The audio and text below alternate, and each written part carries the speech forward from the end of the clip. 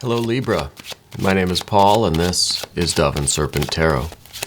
This is going to be a general reading, so try to be open and receptive to whatever may come through during our time together.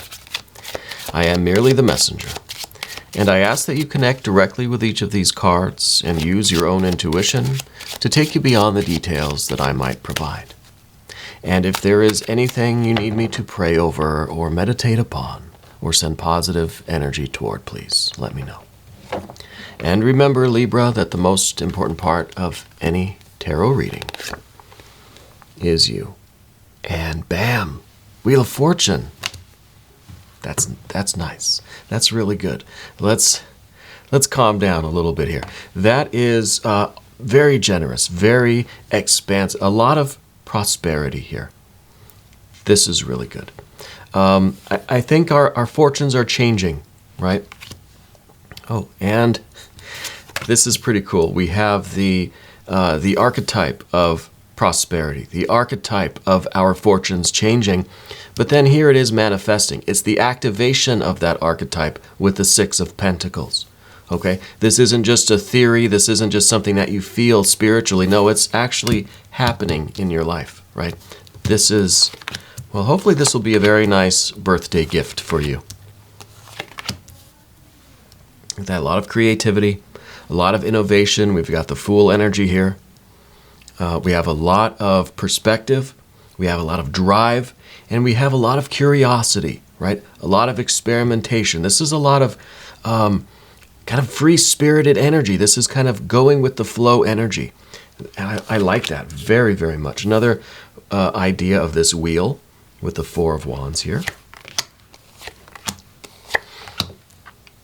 Yep, and we've got a little bit of this discernment. We've got a Seven of Cups. This is our ability. This is our confidence that anything we immerse ourselves in is not going to stain us, is not going to taint us. We are not going to be covered in the muck, that we're going to emerge victorious and strong, and we're going to find the exact connections that are meant for us. This is really good. Let's select the mystery card, bonus card, confirmation card. This is one random card from the Smith-Waite Tarot. We're going to put Mr. Tao, the yin-yang duck, right there on top. Now, we're not going to look at that card until the very end. Hopefully, it will tie everything together and give us the confirmation we need. We're also doing something a little different. If at any point during the reading you get an idea, a sense, a feeling, a tickle of what that card is, I want you to type it into the comments section, just your prediction. I want to see if we can collectively raise our vibrations, if we can tap into spirit, into source, into our own intuition, and start discerning that mystery card together. Okay, it's a fun little exercise here on the channel. But first, let's take a look around the room. We've got these two major arcana cards, one of which is the Fool, which means we will be doing an I Ching reading to go with that Fool. And the other is, of course, the Wheel of Fortune. Very nice. We've got some good fire energy. A lot of fire energy here. Look at all this fire. Right? A lot of fire. We've got some water. We've got enough water here where we can immerse ourselves in anything. And if it's not for us, we move on. We've got the strength to pull ourselves out of this because this is kind of a swampy muck right here, right, with the Seven of Cups. But we have the confidence to indulge in things, to immerse ourselves in things. And, you know, if it's not for us, or we no longer like it, or we're kind of done, that energy has run its course, we have the strength to pull ourselves out and look for the next connection for ourselves. Okay, the next love to unite ourselves with. Very cool. We have a little bit of air, which gives us the perspective on all of this. This is what we really need. And we've got the Six of Pentacles. All of this is manifesting. This isn't just staying in the theoretical realm. We're manifesting it onto this plane.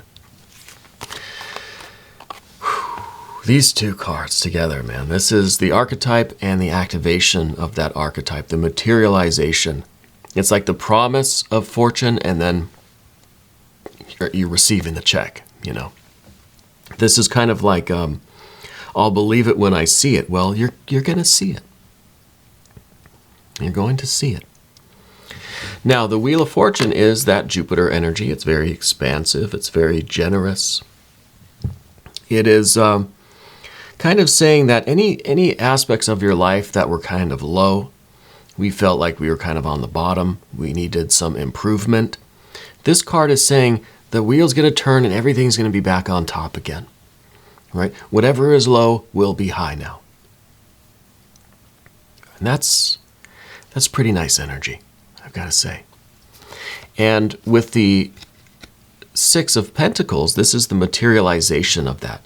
This is that promise being reflected into your life.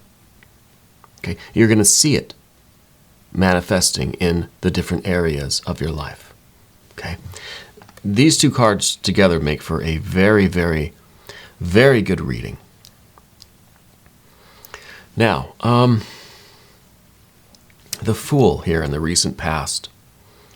This is an energy to me that is kind of like, even though some things in your life may be at the bottom of the wheel, I feel like you're not losing your good mood. I feel like this has been a very positive birthday season for you, that you are kind of looking at the positive side of things, that everything is in perspective. You're not ignoring the kind of negative things. You're not ignoring the trials or the struggles or the difficulties, but you're not letting it affect you, right? You just keep moving forward. You just keep participating in the world, and kind of like whatever happens, happens. You know, you kind of roll with everything. And, you know, sometimes this card can say, well, ignorance really is bliss, you know. The Fool's not always aware of what they're stumbling into. So they stumble into a really bad situation. They don't really seem to notice. It's just one more event. It's just one more thing that happens in life, right? But there's also the more sagely approach to that, right? Where it is, we know what we're stumbling into. We know the consequences of our actions. But even when our actions don't really result in what we were hoping for, we don't let that affect us. It's almost like we celebrate the wins and we're kind of indifferent to the losses, you know? It's a smart way to play it, I think. Because we have this Queen of Swords up here. Everything is in perspective. We know that these difficulties are temporary. We know that we need to keep moving forward. We need to keep striving and struggling and working hard and trying to develop ourselves and develop our world and our life. Because you have this connection with what's meaningful to you. And everything is in perspective. Let's do that Eing card for that Fool energy now. The Eing likes to tell us when we're being a little too fool, and likes to instruct us on how to be a little more sage. Yeah. So I'm curious what the Eing is going to say for us right now. What wisdom does it have for us? 42, increasing. Fruitful to have a direction to go. Fruitful to cross the great river. Which is really what I was talking about here with this 7, right? Fruitful to cross the great river. Go ahead and immerse yourself in this water. You'll have the strength to get across and find the paradise, right? This is you crossing the river, kind of, but not getting wet, right? This is you immersing yourself in the world, even in all the filth and slime, not literally, kind of figuratively speaking. Immersing yourself in the world, but not being changed by it, right? Coming out the other side clean. You're not getting stained by this, right? You're crossing this river. You're coming out the other side to whatever this love is at the end, right? But it's fruitful to have a direction to go. We need the perspective so we know what we're trying to unite with. This is our direction. This is us knowing our own direction here. And the commentary on the back, the old Chinese character for increasing shows a pot filled to overflowing. Well, that could be the Two of Cups. It could be the Ace of Cups too. Maybe we get an ace in this mystery card. Shows a pot filled to overflowing. It means blessing and superabundance. I like that word, superabundance, right? That's what I'm feeling here, superabundance with these two. That's amazing. Respond with purpose and movement. Let yourself imagine where you want to be and take the first steps that commit you to getting there. Respond with purpose and movement. Imagine yourself where you want to be. Get the perspective. And then take the first steps. 1, 2, right? We can't have an ace because an ace is standing still. The 2 is the first positive movement into manifestation, right? The ace might as well be 0, might as well be nothing. So it's interesting, we have that 0, we have that nothing here with the Fool card. This is card 0. And we have the Fool then taking that first step in a definite direction. Let yourself imagine where you want to be and take the first steps to commit to getting there. This is how to keep the momentum. What would you do if you knew you were blessed? What if there were no limits? The Fool is all expansiveness. Like any kind of gas, it will fill whatever container it's in. Well, if the universe is infinite, this energy is going to continue to expand. There is no limit here. Same thing with the Jupiter energy. Jupiter is all expansive. There is no limit. There's a limit when we get to the 6 of Pentacles because this is something that's defined. It's something that's going to have a number to it, right? So there's going to be something to section it off from everything else, right? And that's what we want. What could you change for the better? What could you change? I don't feel like there's anything here that really needs changing, but maybe that's part of this perspective, okay? I feel like we have kind of an excess of energy here. And this, first of all, the fire, double fire, right? Knight of Wands. There's a lot of energy, a lot of activity. There may be an excess of energy. We may have this feeling like we need to take charge, we need to get there double time, right? So this could be something that needs changing. Maybe we need to section off, maybe we need to put a little bit of a limit on our fiery ambition, our confidence, our energy level, right? So maybe that brings us to the 4 of Wands over here, showing that we're giving a little bit of order and structure and form to our fire energy. We're not letting it just run wild in every direction, because that would give us an 8 of Wands, right? Dissipation of energy, a flash in the pan. One burst of energy that just goes in all directions, right? We need sustained energy that has a focal point, that has a focus, right? Not diffuse energy, but focal. And so this kind of looks like a crosshairs. It looks like it looks like the sights or something where you can kind of see a particular point. So we're defining our goals. We're defining where our energy is going. And this is also kind of knowing that we have to keep things moving in a cycle. We have this idea of kind of wheels, right? There's a wheel here, a wheel here, there's a wheel here. There's a wheel implied in this, but look, that wheel doesn't have any outer rim. It's just the spokes. That's not a very good wheel, right? This isn't going to get you anywhere. This is that kind of a centrifugal force, right? That's not tethered to anything. So it's just going to go in every direction. It's like it's gone, right? There's nothing holding it to a center here. There's nothing kind of surrounding it, to contain it, right? To give it some kind of limit or boundary. So sometimes we need a little bit. So it's almost like we're taking this kind of energy, that maybe it is tied to a center, right?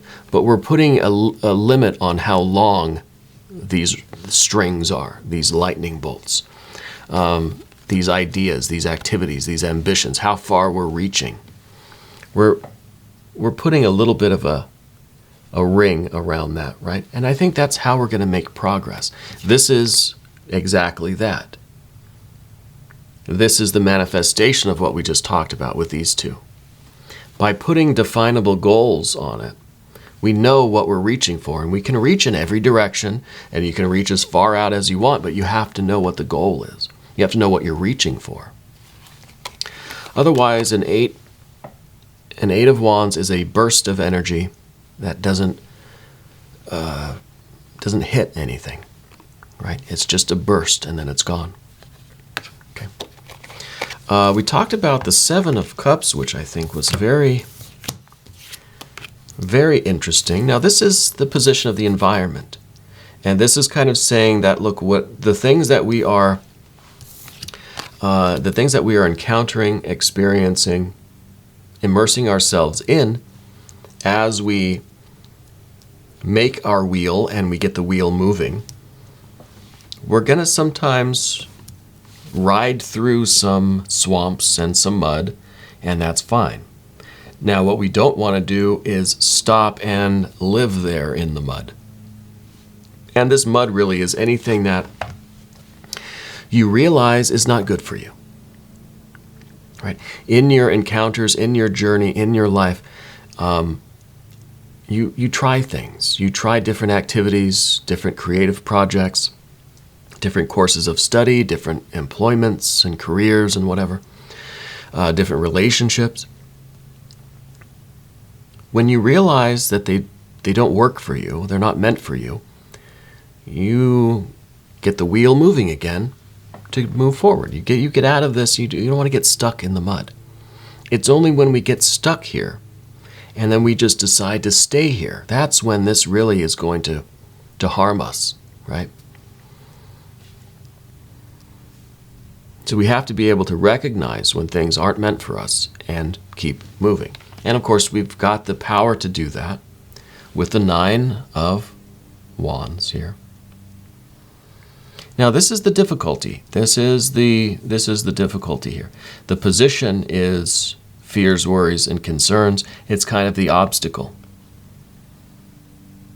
right? And this is the biggest obstacle, is just getting the willpower to let go of what isn't good for us any longer, to get rid of those little things that aren't meant for us anymore, that are frustrations, illusions, indulgences that we really don't want to attach ourselves to. And we just have to muster the willpower to say no to these. Right? It's okay to go there, right? It's okay to experience these. But we don't want to get stuck in that. And that's where we're going to have to muster this willpower. Because we're staying committed to what our ultimate goal is. And that's the 2 of Cups. And this is the, this could be anything. But it's the other. It's what we are connecting with. It's what we ultimately want in life, right? It's what your goal is. And this is really the same, ultimately the same as this. But we have to know what this is. What are you in love with? What is it that you want? What does this good fortune look like? This superabundance? What is it? This is very close to the ace, right? The kind of idea, the source of it all, where it all originates from.